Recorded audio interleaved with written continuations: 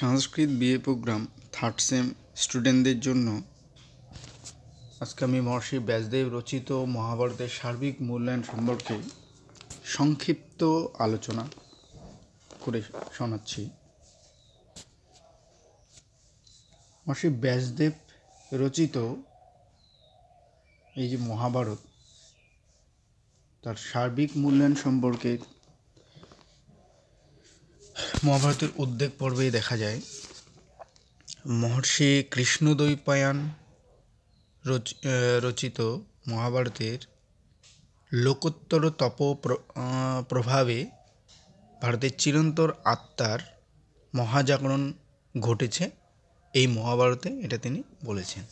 এখানে ভরতবংশীয়দের মহাযুদ্ধের কাহিনী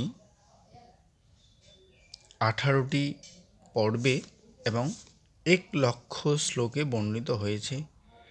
এই জন্য এই মহাভারতকে শত সাহস্রী সংহিতা বলেও বর্ণনা করা হয়েছে। মহাভারত মহত্বে ও গুরুত্বে এখানে শ্রেষ্ঠ মহাকাব্য, তাই বলা হয়েছে মহত্বাৎ ভারবত্বাচ্চ মহাভারতম উচ্যতে। এই বিশাল গ্রন্থে স্থান পেয়েছে অসংখ্য কাহিনী, অগণিত উপাখ্যান, অজস্র উপদেশ ও অনুশাসন। ভারতে প্রচলিত সমস্ত জ্ঞান, বিজ্ঞান, ইতিহাস, পুরাণ, তত্ত্বকথা, নীতি, উপদেশ ও অনুশাসন, লোকশিক্ষণ,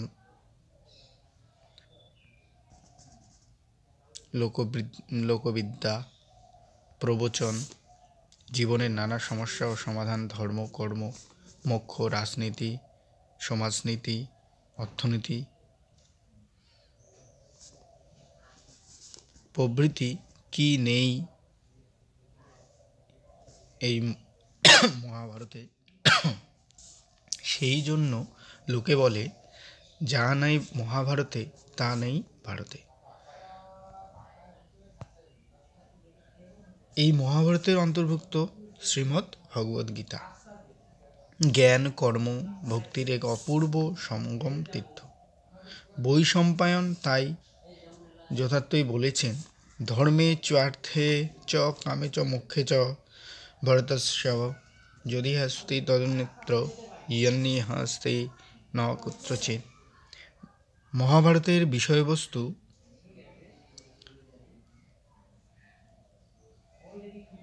হল ধৃতরাষ্ট্রের শতপুত্র ও পাণ্ডুর 5 পুত্রের 18 দিন ধরে মহাযুদ্ধ। এই মহাযুদ্ধে কুরুবংশ সম্পূর্ণ ধ্বংস হয়ে যায় এবং পাণ্ডবদের জ্যেষ্ঠ যুধিষ্ঠির হস্তিনাপুরের সিংহাসনে বসেন। এর সঙ্গে আছে অসংখ্য উপাখ্যান আর হরিবংশ নামক প্রক্ষিপ্ত অংশ। অনেকেরই অভিমত যে বহুকাল ধরে বহুজনের রচনা সংযুক্ত হয়ে এর কলেবর বৃদ্ধি ঘটেছে। 8,800 যাকে 1,00,000 শ্লোকে সম্পূর্ণ হয়েছে।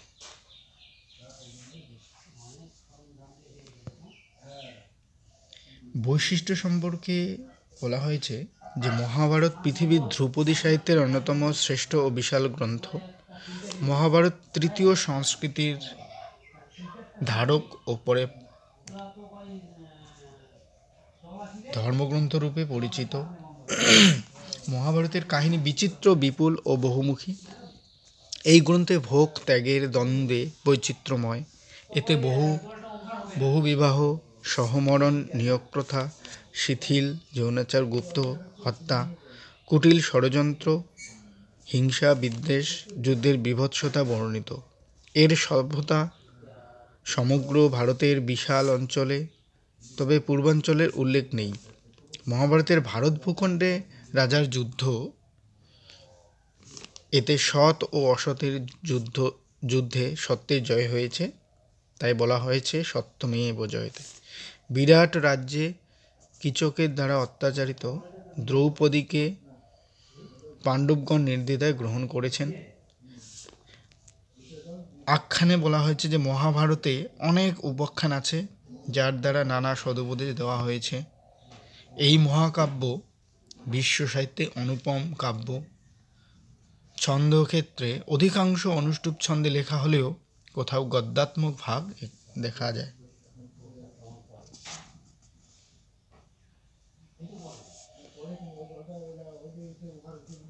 মহাভারত এক অনুপম সাহিত্য গ্রন্থতে বিলক্ষণ সাহিত্যিক মহত্ব আছে। ভাষাশৈলী এই মহাভারতের সাংবাদিকা শৈলী এবং ভাষা সরল সহজ গম্ভীর এবং প্রসাদ গুণযুক্ত। মুহূর্তং জ্বলিতং শ্রেয় ন চ ধূমায়িতং চিরম, এই মহাকাব্য বিশ্ব সাহিত্যে অনুপম কাব্য। ছন্দ অধিকাংশ অনুষ্টুপ ছন্দে লেখা হলেও কোথাও গদ্যাত্মক ভাগ দেখা যায়। অলঙ্কৃতৈ শুভৈ শব্দৈ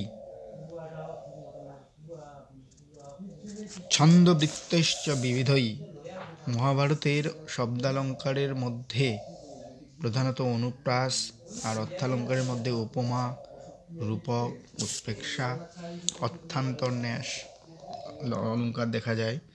যেমন ভীম ভীম পরাক্রমঃ, অশোক শোকনাশন। গুণরীতি হল কাব্যশাস্ত্র অনুসারে মহাভারতের পাঞ্চালী রীতি দেখা যায়।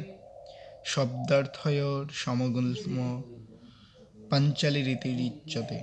আর ওজপ্রসাদ মাধুর্যাদি সব কাব্যগুণে পরিপূর্ণ। রস, যদিও মহাভারতে অঙ্গিরস শান্তরস, তথাপি ভীষ্ম, দ্রোণ, কর্ণ, শল্যাদি পর্বে বীর রসের প্রভাব লক্ষ্য করা যায়।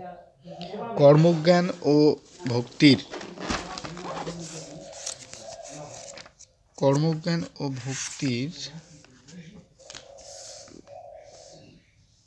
সমন্বয় মহাভারতের এই উদ্যোগ পর্বে দেখা যায়। মহাভারতের অন্তর্গত ভীষ্ম পর্বের 25 থেকে 42 অধ্যায়ে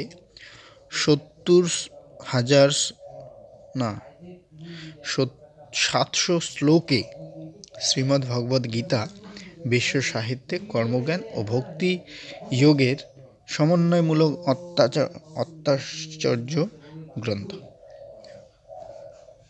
ত্রিবেণী সঙ্গম। মহাভারত অর্থশাস্ত্র অর্থাৎ রাজনীতিশাস্ত্র, ধর্মশাস্ত্র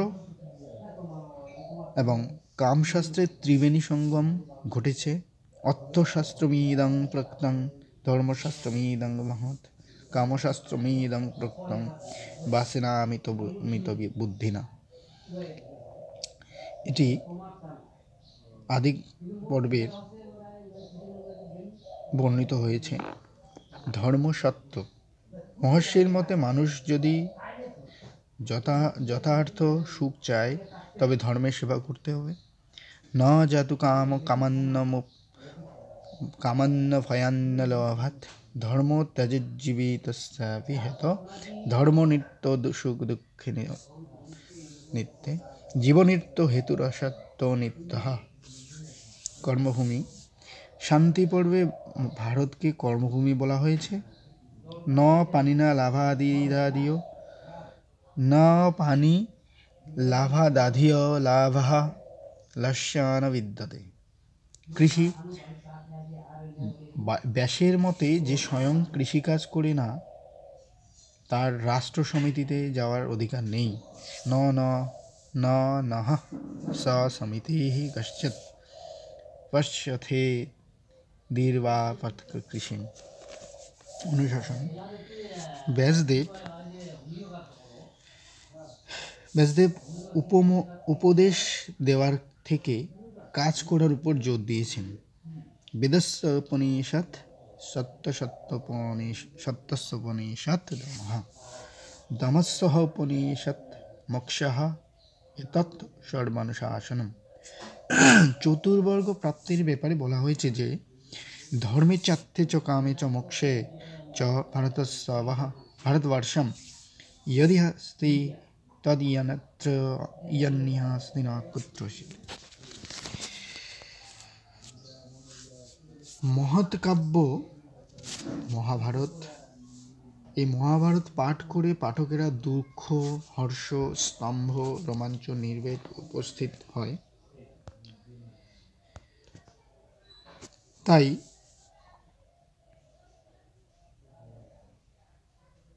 এটি মহৎ কাব্য বলে পরিচিত। মহাভারতে চরিত্র রয়েছে জীবনের সোনার কাঠির স্পর্শ, ধৃতরাষ্ট্রের কুটিলতা ও পুত্র স্নেহান্ধতা, দুর্যোধনের দম্ভ ও ঈর্ষা, কৃষ্ণের মাহাত্ম্য, কুন্তীর ধৈর্য, অর্জুনের বীরত্ব, কর্ণের পুরস্কার ও কৃতজ্ঞতা বোধ, যুধিষ্ঠিরের ধর্মপরায়ণতা, শকুনির সঠতা, দ্রৌপদীর তেজস্বিতা, গান্ধারীর ধর্মশীলতা প্রভৃতি সকলকে মোহিত করে। বিদুরের নীতিতে উল্লিখিত আছে অর্থনীতি, রাজনীতি সকলের দায়িত্ব কর্তব্য, সময়ের গুণাবলী, নীতি উপদেশ বিশ্ব সাহিত্যে দুর্লভ। প্রকৃতির বর্ণনাও আমরা মহাভারতে সুন্দরভাবে লক্ষ্য করতে পারি। মহাভারতে প্রাকৃতিক বর্ণনায় নানা জাতীয় বৃক্ষ, পুষ্প, বনবিহঙ্গের নামের তালিকায় ভরপুর। চন্দ্রোদয়ের বর্ণনায় ব্যাসদেব বলেছেন যে যথা চন্দ্রোদয়োর্দুদ্ধঃ ক্ষুভিতাঃ সাগর ভবেৎ তথা চন্দ্রোদয়োদ্ধতঃ স বভূব বলার্ণবঃ। বিশ্বকোষ। মহাভারত প্রধানত কুরুপাণ্ডবের যুদ্ধকে কেন্দ্র করে রচিত হলেও এর মধ্যে বহু তত্ত্বকথা, নীতিকথা, বীরত্বগাথা, বহু উপাখ্যানের সঙ্গে ধর্মশাস্ত্র, সমাজনীতি, অর্থশাস্ত্র, রাজনীতি, গৃহধর্ম, কামশাস্ত্র, ব্রাহ্মণ্য ধর্মের তত্ত্ব ও তথ্য, আত্মত্যাগ ও মোক্ষ প্রভৃতি উচ্চ চিন্তার বিষয়ে স্থান পেয়েছে। তাই বলা হয়েছে ইয়দি হাস্তি তদনত্রেয় ইয়ান্নিহ হাস্তি ন কুত্রচিৎ, অর্থাৎ যা নাই মহাভারতে তা নাই ভারতে। পুরাকল্প ইতিহাস। রাজশেখর মহাভারতকে ইতিহাস বলেছেন। ইতিহাসে ইতিবৃত্ত, আখ্যান, উদাহরণ প্রভৃতি বিষয় থাকে। এই গ্রন্থেও বিবিধ বিষয় আছে। রাজশেখরের মতে ইতিহাস দুই প্রকার, পরিক্রিয়া ও পুরাকল্প। পুরাকল্পে অনেক নায়ক থাকায় মহাভারত পুরাকল্প ইতিহাস। ধর্মমূলক উপাখ্যান যেমন দেবাসুরের সমুদ্র মন্থন, পরশুরামের কাহিনী প্রভৃতি, এবং নীতিমূলক উপাখ্যানের মধ্যে যেমন ধর্ম, অর্থ, কাম ও রাজনীতি মহাভারতের সর্বত্র, বিশেষত বন, শান্তি ও অনুশাসন পর্ব আর উদ্যোগ পর্বে, প্রজাকর পর্বে পাওয়া যায়। গীতায় শিক্ষণীয় বিষয় হলো দেহের বিনাশ হলেও আত্মার মৃত্যু নেই, ধর্মে উদারতা ও কর্মে নিষ্কামতা, সাম্য বুদ্ধি, ভগবৎ কর্ম, জীবসেবা, স্বধর্ম পালন, ত্যাগানুশীলন, জ্ঞানে সর্বভূতে ভগবৎ ভাব, ধ্যানে ভগবানে চিত্ত সংযোগ, ভক্তির দ্বারা ভগবৎ শরণাগতি। এই উদার, সর্বজনীন ও সার্বভৌম ধর্মোপদেশই শ্রীমদ্ ভগবদ্ গীতার শিক্ষা। মূল্যায়ন। মহাভারত একটি অসামান্য গ্রন্থ। জীবন সিন্ধু মন্থনজাত অভিজ্ঞতালব্ধ বহু উক্তির মধ্যে দিয়ে মহাভারতে চিরন্তন সত্যের নিরাভরণ প্রকাশ ঘটেছে। মনীষী অ্যানি বেসান্ত যথার্থ বলেছেন, the Mahabharata is the greatest poem in the world. সমগ্র বিশ্ব সাহিত্যে এর তুল্য গ্রন্থ নেই। আজকে এই পর্যন্তই। তোমরা শুনে এবং দেখে সেটা লিখবে।